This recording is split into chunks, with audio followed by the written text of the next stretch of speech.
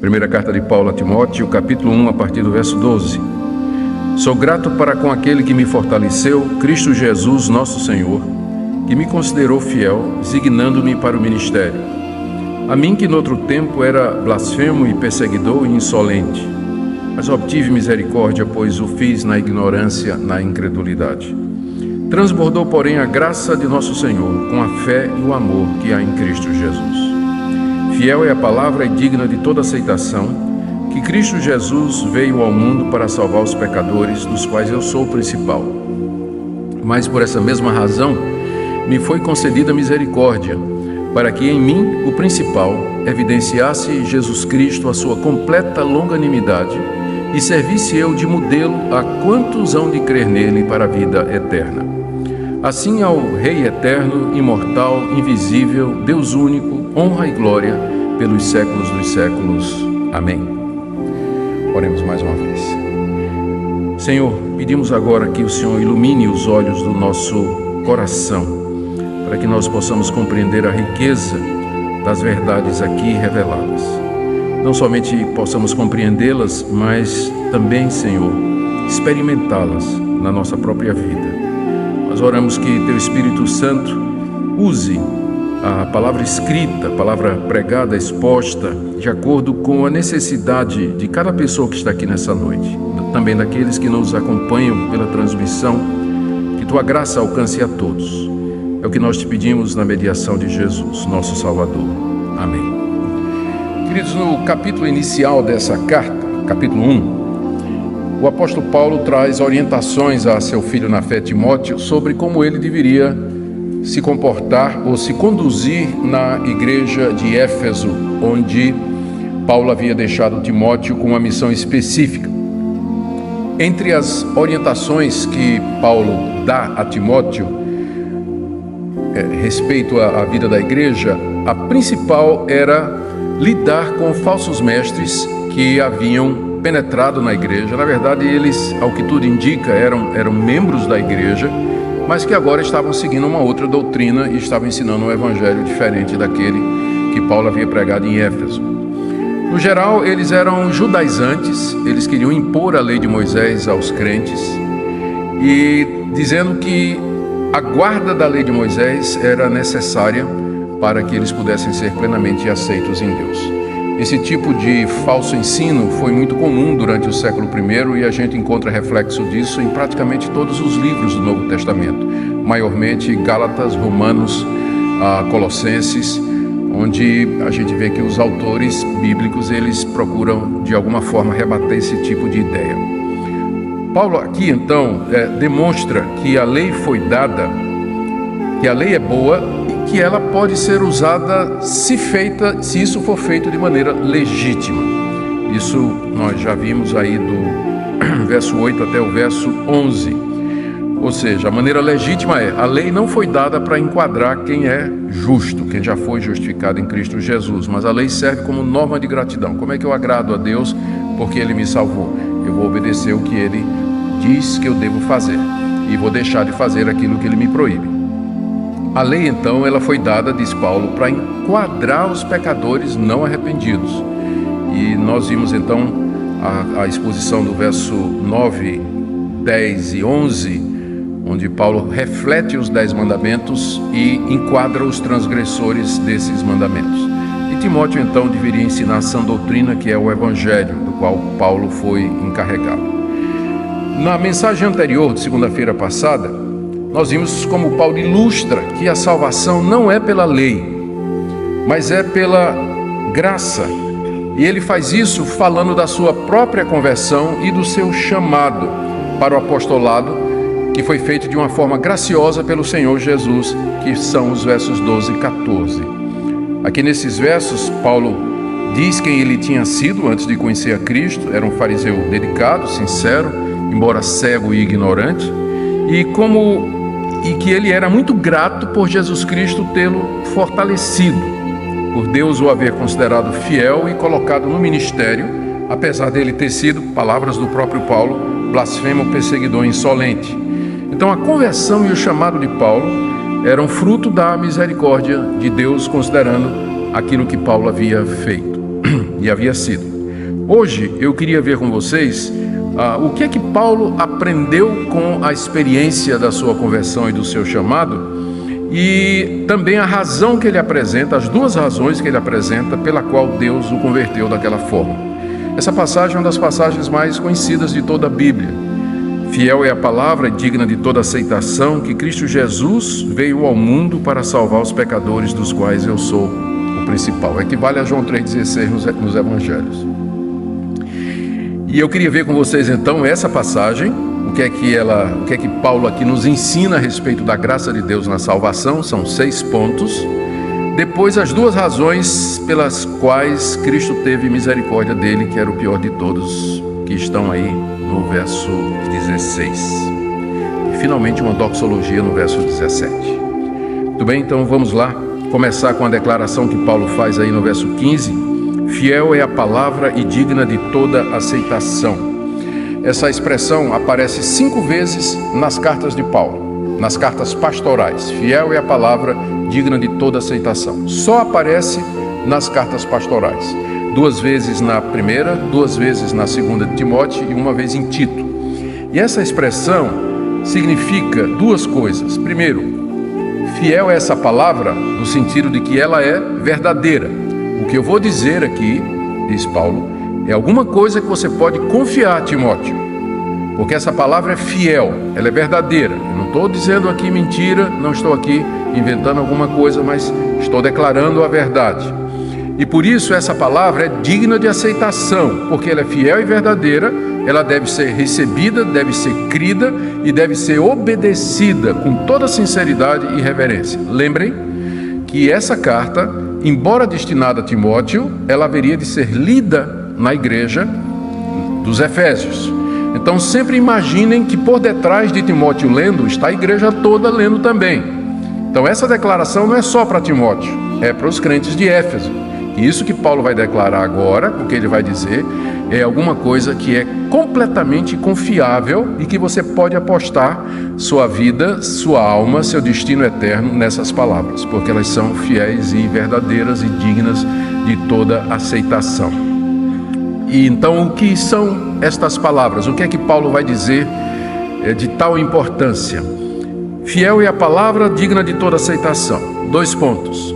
Que Cristo Jesus veio ao mundo para salvar os pecadores, dos quais eu sou o principal. São 6 lições que estão embutidas aqui nesse texto que eu quero ver com vocês. A primeira delas é que, de acordo com essa declaração fiel e verdadeira de Paulo, o mundo é feito de pecadores. Cristo veio ao mundo salvar pecadores. Então, a frase pressupõe que, da perspectiva de Deus, o mundo é feito de pecadores. E aqui é algo que é extensivo e universal. O mundo é feito de pecadores. Pecadores são pessoas que cometem pecado, quebram a lei de Deus, como Paulo já havia demonstrado antes, quando ele enquadrou a humanidade toda, versos 9, 10 e 11, debaixo dos 10 mandamentos, dizendo que a lei é dada para quem é transgressor, rebelde, irreverente, pecador, ímpio, profano, parricida, matricida, homicida, aquela lista toda que nós já vimos, e que descreve a situação do mundo diante de Deus. Então, o mundo é feito de pecadores como vocês e como eu, que quebramos a lei de Deus, ofendemos a Deus com a nossa desobediência, somos indiferentes para com Deus e, portanto, enquadrado nessa categoria. Essa expressão, Cristo Jesus veio ao mundo salvar pecadores, ela pressupõe isso, que o mundo é feito de pecadores e não tem exceção. Não tem ninguém justo, não tem ninguém inocente, não tem ninguém que possa fazer uma defesa de si mesmo diante de Deus. A segunda coisa que está pressuposta aqui é que os pecadores estão perdidos, senão Cristo não viria salvá-los.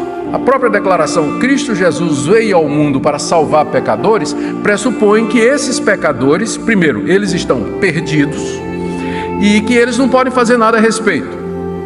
Eles estão perdidos porque quebram a lei de Deus e, ao fazer isso, se colocam debaixo da sua justa ira e a sua condenação. Quando nós dizemos que os pecadores estão perdidos, nós queremos dizer que o destino final dos pecadores é a perdição eterna, a ideia de perder-se. como alguma coisa que foi feita para um propósito e esse propósito não se realizou, se perdeu. Então, pecadores estão perdidos, senão Cristo não teria vindo salvá-los. Então, o primeiro ponto é: o mundo é feito de pecadores, sem exceção. Segundo, esses pecadores estão perdidos, eles caminham para a perdição eterna por conta dos seus pecados. Quando Paulo diz aqui que Cristo veio salvar, temos que lembrar que o verbo salvar aqui é o verbo padrão no Novo Testamento para salvar pecadores da condenação e da perdição na qual eles estão enquadrados e as quais eles merecem. Esse verbo nos evangelhos, só um detalhe interessante, nos evangelhos esse verbo às vezes é traduzido no sentido de curar. Quando Jesus diz, por exemplo, aquela mulher que tocou nele pelas costas e que tinha um fluxo de sangue, Jesus se volta e diz para aquela mulher: mulher, vá em paz, a tua fé te salvou. É o mesmo verbo que é usado aqui, só que lá nos evangelhos é no contexto de a tua fé te curou, você ficou livre desse mal. Então, que é onde a gente aprende, eu estou dizendo isso para lembrar, que os milagres que Jesus fez nos evangelhos, eles são uma ilustração, a salvação de doenças que Jesus fez nos evangelhos é uma ilustração daquela salvação maior que ele veio fazer. Ele veio ao mundo, não foi para curar pessoas, embora ele tenha feito isso por compaixão e de acordo com o propósito de Deus, mas a missão dele específica foi salvar pecadores. Ele não veio para ser um mestre de religião, ele não veio para reformar o judaísmo, ele não veio para começar um movimento novo ao longo do Mar da Galileia. Não, ele veio com um propósito específico de salvar pecadores. É isso que o termo significa. Então, primeiro, o mundo é feito de pecadores. Segundo, os pecadores estão perdidos, senão Cristo não teria vindo salvá-los. E terceiro, pecadores não podem salvar a si mesmos. Porque se eles pudessem salvar a si mesmos, por que Cristo viria ao mundo? Por que Deus submeteria seu Filho unigênito amado a todo o sofrimento, toda a humilhação que a encarnação representou? Os pecados, eles não podem se salvar porque os pecados não somente nos condenam, mas o pecado corrompe a nossa natureza, endurece o nosso coração, cega os nossos olhos, oblitera a nossa capacidade espiritual de percepção das coisas de Deus, de maneira que no seu estado, largado no seu estado natural de pecado, nós não temos como, de alguma forma, contribuir para a nossa salvação. Porque, lembra, o pecado não somente nos condena, mas ele nos corrompe, cega os olhos, ele nos paralisa. A expressão que a Bíblia diz para isso, várias vezes a Bíblia se refere aos pecadores como estando mortos, como sendo surdos, como sendo cegos, porque esse é o efeito do pecado. Não somente condenação, mas a completa corrupção das nossas faculdades, a capacidade de entender, de pensar, de querer, a consciência, o arbítrio, tudo isso está infectado pelo pecado. Porque se não for assim, o homem teria condições em si mesmo de sair daquela situação em que ele se encontra por conta dos seus pecados. Mas exatamente porque ele não pode, é que Cristo veio ao mundo para salvar pecadores. A quarta coisa que nós aprendemos aqui, como eu já disse, já até adiantei, é que essa é a razão da sua vinda. Há um detalhe aqui no grego. A tradução correta seria: Cristo Jesus veio ao mundo para salvar pecadores. A palavra os, o artigo aí no plural, não está no original. Foram os nossos tradutores que colocaram. Muda alguma coisa? Muda sim. Porque quando o artigo definido, já está dizendo, ele define uma categoria. Quando você tira o artigo, então você deixa de focar nas pessoas e foca na categoria. Cristo veio salvar pecadores. Se fosse assim, Cristo veio salvar os pecadores, significa que ele veio salvar o mundo todo, já que o mundo todo é composto de pecadores. Mas como diz, Cristo veio salvar pecadores, significa que não serão todos que serão salvos.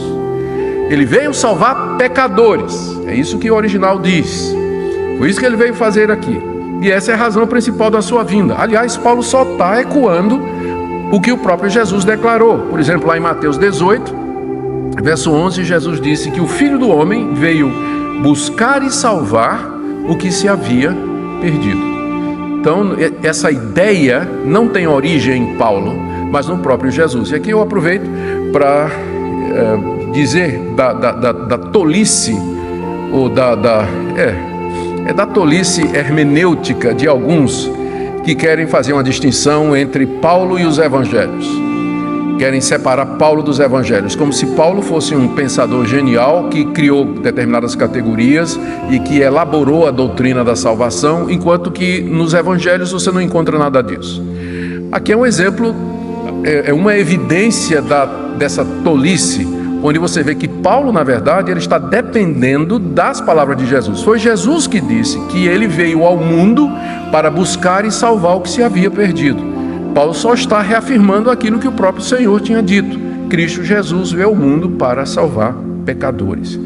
Essa expressão, veio ao mundo, veja como ela é rica. Significa que ele não estava no mundo. Ele não era desse mundo. Ele veio ao mundo. E o que está por detrás aqui é a ideia da encarnação. Ele desceu da glória celestial, esvaziou-se a si mesmo e entrou no mundo para salvar pecadores. Ele veio ao mundo. E aqui, mais uma vez, Paulo está ecoando o que o próprio Jesus disse, especialmente no Evangelho de João, onde várias vezes, eu contei aqui, 1, 2, 3, 4, 5, se você quiser, depois eu dou os versículos aqui, pelo menos 5 vezes no Evangelho de João, o Jesus disse assim, eu vim ao mundo para, várias vezes ele usa essa expressão, eu vim ao mundo, que aponta para a sua encarnação, aponta para a sua pré-existência, aponta para a sua glória da qual ele se esvaziou e aponta para a razão disso ter acontecido, que é para salvar pecadores. Quinto lugar, aqui a gente aprende também que ele salva pecadores. Essa expressão, Cristo veio ao mundo salvar pecadores, significa não que ele veio tentar salvar pecadores, mas que ele veio efetivamente salvar pecadores. A missão de Cristo não foi um fracasso. Ele não veio tentar salvar pecadores, tipo assim, eu vou morrer na cruz por todo mundo, quem sabe alguém se arrepende e crê em mim. Não. Ele não veio tentar salvar pecadores, ele veio efetivamente salvar pecadores. Nenhuma gota do seu sangue foi derramada em vão. Ele não falhou na sua missão. Ele veio salvar pecadores e pecadores serão salvos, porque ele veio. Eles serão salvos apesar da dureza do seu coração, da inimizade contra Deus, da cegueira dos seus olhos. Deus vai fazer com eles a mesma coisa que fez com Paulo no caminho de Damasco.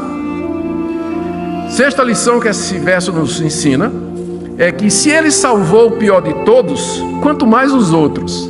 Veja o final do verso 15, né? Ele diz no final, depois de dizer que Cristo Jesus veio ao mundo para salvar pecadores, ele diz, dos quais eu sou o principal. A palavra principal significa o primeiro. E quando é o primeiro, não é que ele foi o primeiro pecador, mas assim, o primeiro em ordem de grandeza. Eu sou o mais proeminente, eu sou o pecador mais destacado, e que foi traduzido como principal. Era assim que o apóstolo Paulo se via. E ele era o principal pecador, o primeiro, o pior de todos. E isso por conta do seu passado de perseguição contra a igreja, de ter matado cristãos, de ter assolado a igreja de Deus, proferido blasfêmias contra Deus, a sua incredulidade com relação ao Senhor Jesus. Paulo tinha consciência do seu passado e por isso, da perspectiva dele, de todos os pecadores, ele era exatamente o principal. Ele era o pior. Ninguém tinha sido pior do que ele. Paulo tinha essa consciência e essa consciência o acompanhava a sua vida toda.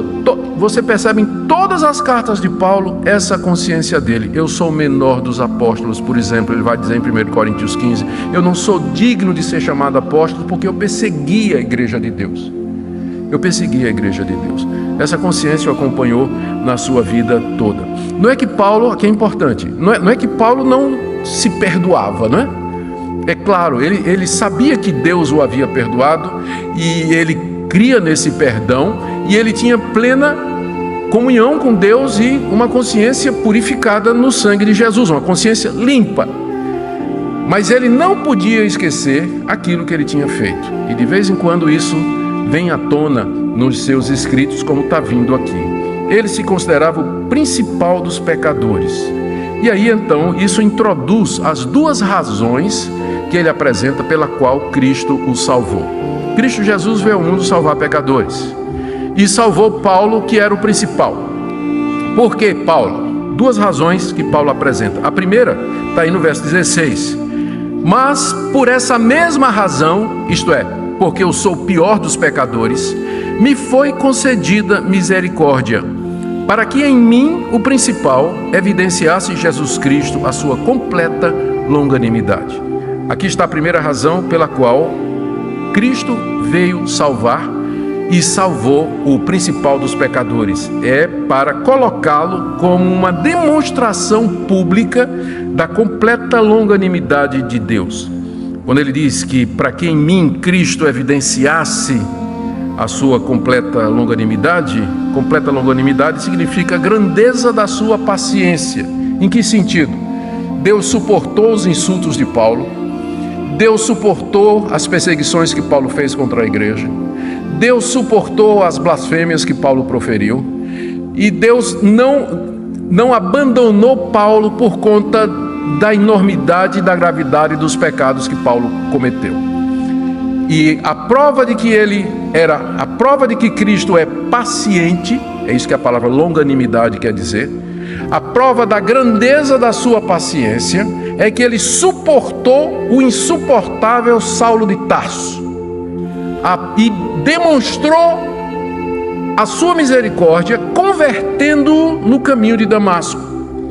Essa é a razão pela qual Paulo diz que Cristo o salvou e o chamou, para que ficasse evidente ao mundo a grandeza da paciência de Deus para com pecadores.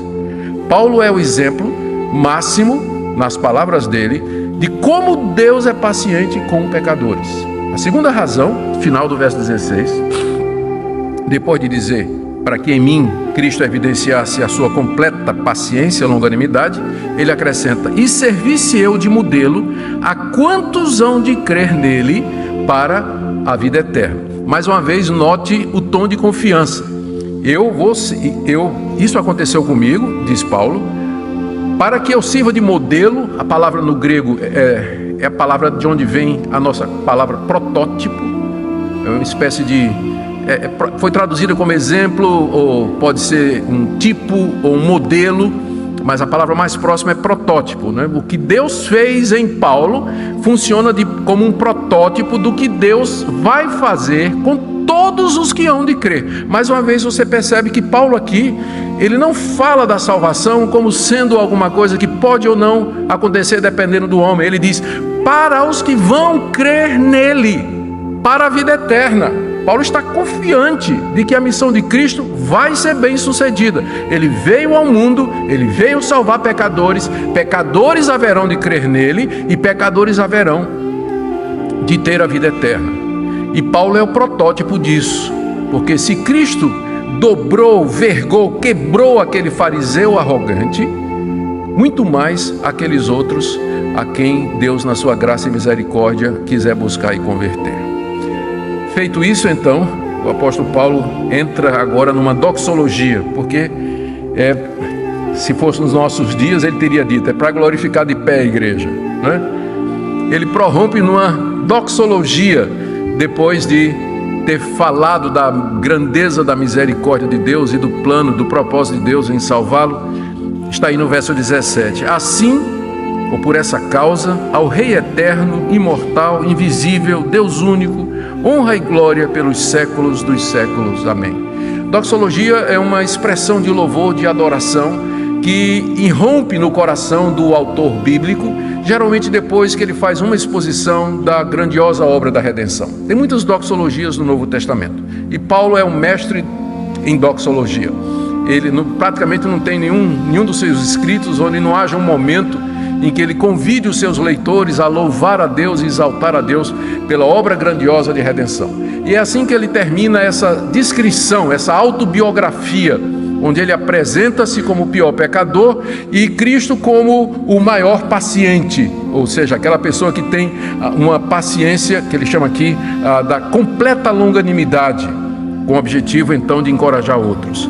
Ele convida então Timóteo e os efésios, que estariam escutando tudo isso, a louvar e, na expressão dele, dar honra e glória a Deus aqui na eternidade, pelos séculos dos séculos. E de fato, quando nós pensamos nisso, que Cristo veio ao mundo para salvar pecadores, mesmo pecadores como o apóstolo Paulo, demonstrando com isso a sua longanimidade, o seu amor, a sua compaixão e o seu poder, não nos resta outra coisa, a nós que fomos alcançados igualmente como o apóstolo Paulo, a nós que fomos alcançados, não resta outra coisa senão doxologia. Louvar a Deus, agradecer a Deus, bendizer a Deus, nos prostrar diante dele e adorá-lo na beleza da sua santidade, diante da grandeza do seu plano, do poder da sua palavra, da eficácia da chamada do Espírito Santo, da obra completa de Cristo. A vida do crente deveria ser uma doxologia perpétua, porque à medida que ele reflete no que a salvação representa para ele. E nessa doxologia ele louva a Deus porque Deus é 4 coisas: Rei eterno, está vendo aí no verso 17, ao Rei eterno, ou seja, aquele que dá vida eterna, liga com o verso anterior, né? O que é que diz o verso anterior? Servi-se eu de modelo a quantos hão de crer nele para a vida eterna. Assim ao Rei eterno, tem uma ligação aí nos 2 versículos, né? Porque Deus é esse que dá a vida eterna, ele é o Deus eterno, ele é o Deus que permanece para todo o sempre, ele é o Deus que permanece pelos séculos dos séculos, reina por todas as eras, no presente e no futuro. Segunda coisa, ele é o Deus imortal, ele não morre, não envelhece, não enfraquece, e esse propósito dele, portanto, vai prevalecer em todas as gerações. Já fazem 2000 anos que estas palavras foram escritas, e Deus continua a salvar pecadores, mostrando a sua extrema paciência e longanimidade. Por quê? Porque ele é eterno. Ele não envelhece, seu propósito não muda, ele permanece nesse foco. Ele é imortal, já vimos, invisível, embora perceptível na pessoa de Jesus Cristo. Aqui, talvez Paulo esteja querendo chamar a atenção de que essas coisas visíveis, a conversão dele e a conversão de pecadores, são reflexo de uma realidade comandada por um Deus invisível. Nós não vemos a Deus, mas nós vemos a ação dele na conversão de pessoas como o apóstolo Paulo. Eu não vejo Deus, ele é invisível, mas eu vejo a ação poderosa dele na transformação de vidas. Não somente do apóstolo Paulo, mas desses 2000 anos de história da igreja cristã. Transformação de pecadores como Agostinho de Hipona, por exemplo. Transformação de um homem como Lutero, católico enrustido, cego, seguidor da igreja da sua época. E dezenas e dezenas de exemplos clássicos, históricos que nós poderíamos apresentar da longanimidade de Deus. Esse Deus invisível, ele se torna visível na conversão de pecadores, onde a sua misericórdia e a sua paciência se demonstram. E o mundo não tem explicação para isso. O mundo não tem como explicar. A gente tem encontrado tantas histórias bonitas de conversão, de gente endurecida. Agora mesmo, quando regressava estava viajando de Ariquemes, em Rondônia, para Porto Velho, né? De madrugada, para pegar o avião para vir para casa. Vinha com o pastor da cidade, ele contando o caso de um matador lá daquela região. O pessoal lá mata mesmo, né? Então, a região de garimpo, região muito rica, né? Tem muito disso lá.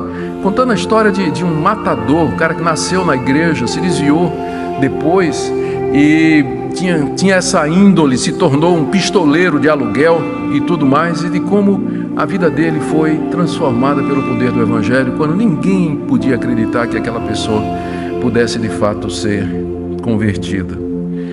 Mas Deus continua, o Deus invisível continua a se tornar visível nas vidas transformadas, como essa do apóstolo Paulo. E por fim Paulo diz, ele é o Deus único, final do verso 17. Não há outro, não tem competição. Lembra que essa carta foi enviada para os cristãos da cidade de Éfeso, que era a cidade matriz do culto a Diana dos Efésios, que era considerada a rainha dos poderes do zodíaco e a deusa do submundo, que controlava todos os deuses do submundo. Era o grande poder, a deusa Diana. Paulo diz: não, só existe um Deus, Ele é único, Ele não tem concorrência, Ele não tem competição, ninguém pode fazer o que Ele faz. Amém? É assim que ele termina, não é? Amém, assim seja. Algumas aplicações para nós. Eu creio que o texto em si ele é muito rico, por si só ele fala, apenas direcionar um pouco aos significados aqui. Primeiro, querido, receba essa palavra, pois ela é fiel e digna de aceitação. Aqui você tem o Evangelho em 3 versículos, toda a história da redenção, está aqui em 3 versículos. O fato, a queda, somos todos pecadores, a nossa impossibilidade, a vinda de Cristo ao mundo, a eficácia do seu plano, a sua paciência, a sua compaixão, salvando pecadores, e o seu ser invisível, imortal, eterno, todo-poderoso. Então receba estas palavras como sendo dignas de toda aceitação, e a partir disso, viva a sua vida a partir disso aqui, creia nisso, e deixe que isso mude a sua atitude, que prorrompa a doxologia do seu coração. E é uma boa ocasião para você se perguntar: eu sinto essa exultação quando eu penso no que Deus fez por mim, no que me aconteceu, na minha redenção? Isso desperta em mim esses sentimentos? Ou o cristianismo para mim é uma coisa de rotina que eu faço, já estou acostumado, não é uma coisa assim que me empolga muito? Eu me empolgo com isso, é a palavra que eu estava procurando. Eu me empolgo com essas coisas a ponto de dar um glória e amém, né? Que não é pecado. Você vê, Paulo está dando amém aqui, não é? A ponto de podermos fazer isso. Essas coisas não foram escritas, lembra, por um homem qualquer, mas foram escritas pelo principal dos pecadores. Segundo, anuncie essa palavra com confiança. Cristo veio salvar pecadores e pecadores serão salvos. Então confie no Evangelho, no poder do Evangelho. Se Deus converteu o apóstolo Paulo, Ele pode converter seu filho, sua filha, seu marido, sua esposa, seu vizinho, seu colega de trabalho, seu patrão, seu colega, seu empregado. Ele pode fazer isso. Não há limites para o poder de Deus. Então creia nisso e pregue essa palavra, ensine essa palavra, porque ela é fiel e digna de toda aceitação. E por último, como Paulo está fazendo aqui, você também pode dar testemunho para outras pessoas de como Deus foi misericordioso e paciente com você. Você pode falar da transformação que Deus fez na sua vida, de como você, de alguém culpado, alguém incerto, alguém longe de Deus, foi atraído pelo Evangelho, convencido, persuadido, e hoje é alguém que serve ao Senhor Jesus Cristo, seu Senhor e o seu Salvador. Que sua vida seja um sermão vivo da paciência desse Deus. E por último, se Deus teve paciência com você quando você era descrente, e Ele suportou todas as bobagens que você fez, e Ele lhe perdoou, será que Ele não pode fazer isso agora, agora que você já é filho dEle? Você que tropeçou, você que pisou na bola, fez o que não devia, errou, e talvez fica dizendo assim: será que há perdão para mim? Será que há perdão? Então esse texto está aqui para falar da misericórdia de Deus com pecadores que se arrependem e o buscam. E a minha expectativa é que nessa noite você possa sair daqui com o coração cheio de alegria, dizendo: oh Deus, que evangelho maravilhoso, que evangelho maravilhoso. Amém? Vamos orar.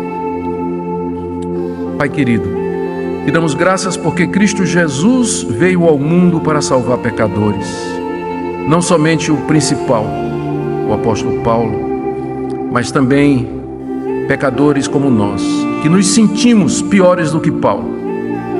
E nós te damos graças pela tua completa longanimidade e pelo encorajamento que nós podemos ter de pregar a tua palavra, sabendo que tu efetivamente haverás de chamar aqueles que são teus. Por isso, Senhor, enche-nos da tua graça, de ânimo, de zelo, fervor, para que nós possamos testemunhar ao mundo do poder do Evangelho. Abençoa cada pessoa que nos ouve aqui essa noite, em nome de Jesus. Amém.